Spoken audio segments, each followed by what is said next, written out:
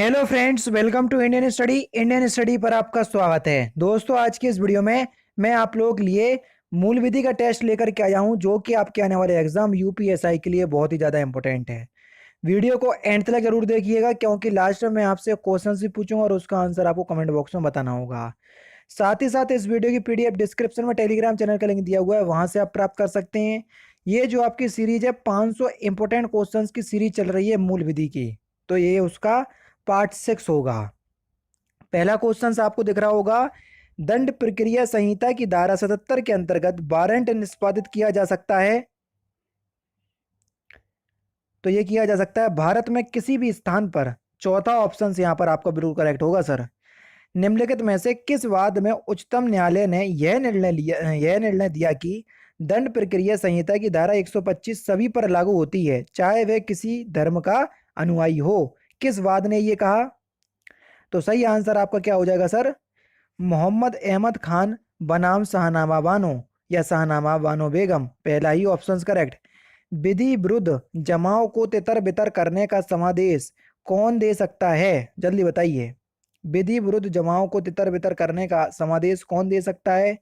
तो आपका सही आंसर होगा कार्यपालिक मजिस्ट्रेट या थानेदार कोई भी, यानी कि चौथा ऑप्शन करेक्ट होगा। ए और सी बिल्कुल सही है। दंड प्रक्रिया संहिता की धारा 154 के अधीन प्रथम सूचना रिपोर्ट दी जा सकती है।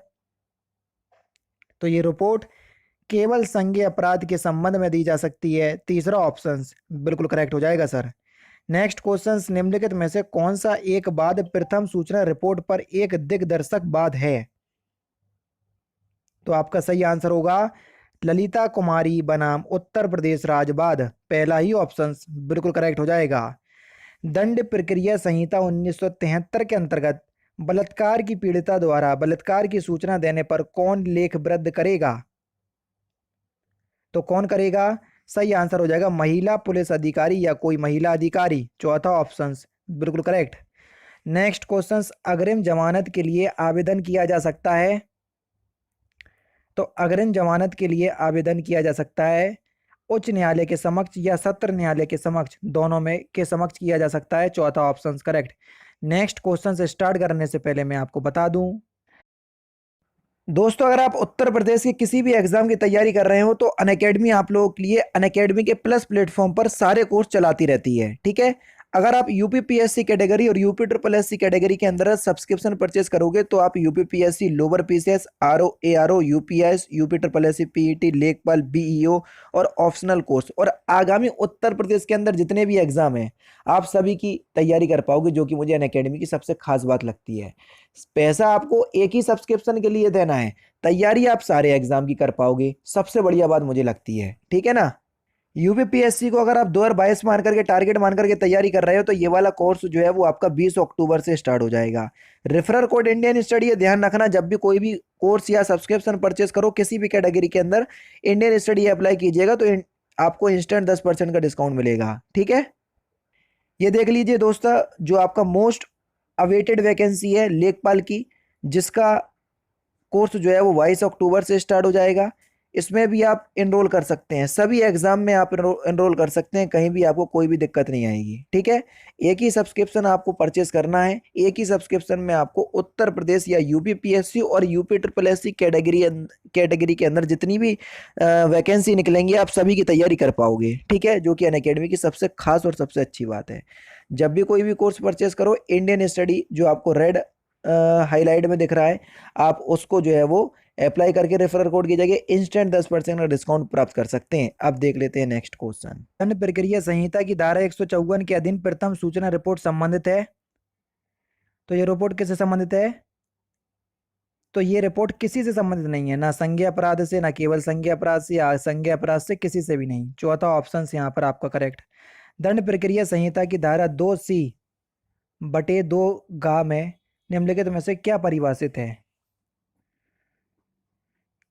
क्या परिभाषित है? तो आपका सही आंसर क्या हो जाएगा? प्रासंगिक अपराध, तीसरा ऑप्शन करेक्ट। दंड प्रक्रिया संहिता की धारा 2H/2 जा में निम्नलिखित में से क्या परिभाषित है? तो क्या परिभाषित है? अन्वेषण, पहला ऑप्शन करेक्ट। दंड प्रक्रिया संहिता की किस धारा में विवाह के विरुद्ध अपराधों के लिए अभियोजन को प्रावधानित किया गया है? जल्दी बताइए, क्वेश्चन नंबर 36। तो सही आंसर हो जाएगा धारा 198, तीसरा ऑप्शन बिल्कुल करेक्ट। दंड प्रक्रिया संहिता की किस धारा में यह प्रावधानित किया गया है कि पुलिस अधिकारी से अन्वेषण के दौरान किया गया कोई कथन यदि लेखबद्ध किया जाता है तो कथन करने वाले व्यक्ति द्वारा हस्ताक्षरित नहीं किया जाएगा? किस धारा के तहत?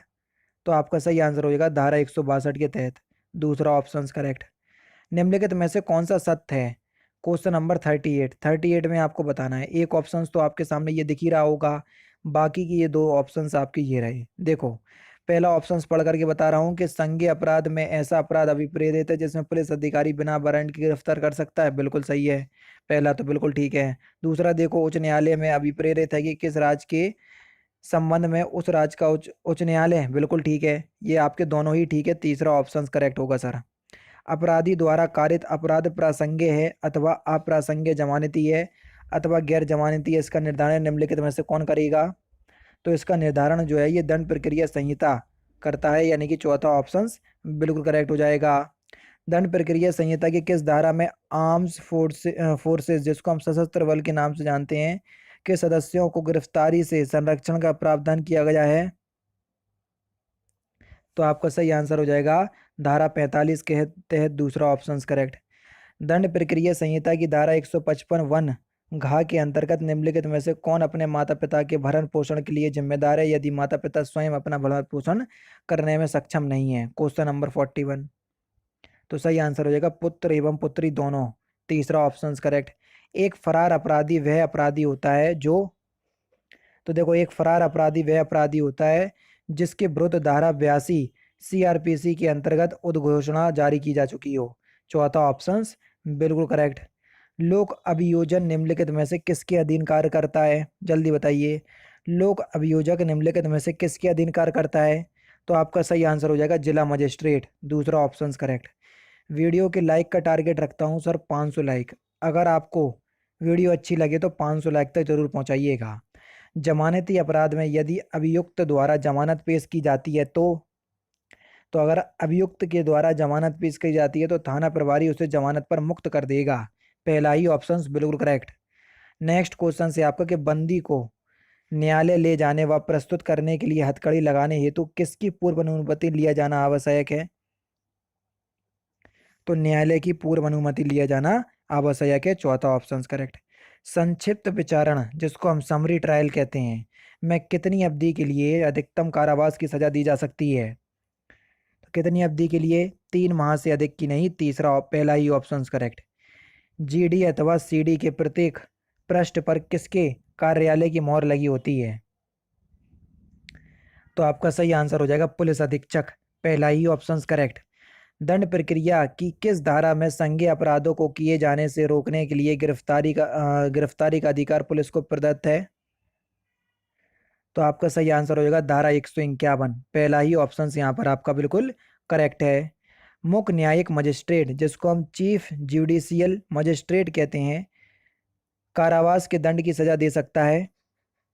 तो सही आंसर हो जाएगा 7 वर्ष से अधिक नहीं, पहला ही ऑप्शन बिल्कुल करेक्ट।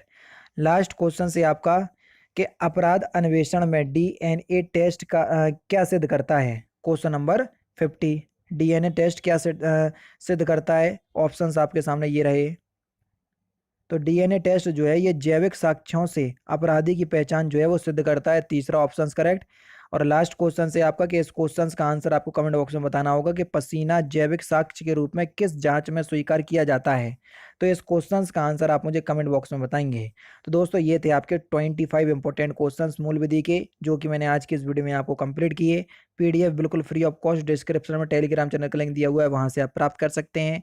वीडियो अगर अच्छी लगी हो तो प्लीज़ लाइक और शेयर जरूर कर दीजिएगा। तो दोस्तों, फिलहाल की वीडियो में सिर्फ इतना ही। अगर आपको वीडियो पसंद आए तो प्लीज़ दोस्तों वीडियो को लाइक कीजिए, शेयर कीजिए और साथ ही साथ हमारे चैनल को सब्सक्राइब करना ना भूलें, क्योंकि मैं रोजाना इसी तरह के वीडियोस आप लोगों के लिए लाता रहता हूँ। नमस्कार दोस्तों, जय हिंद, जय भारत।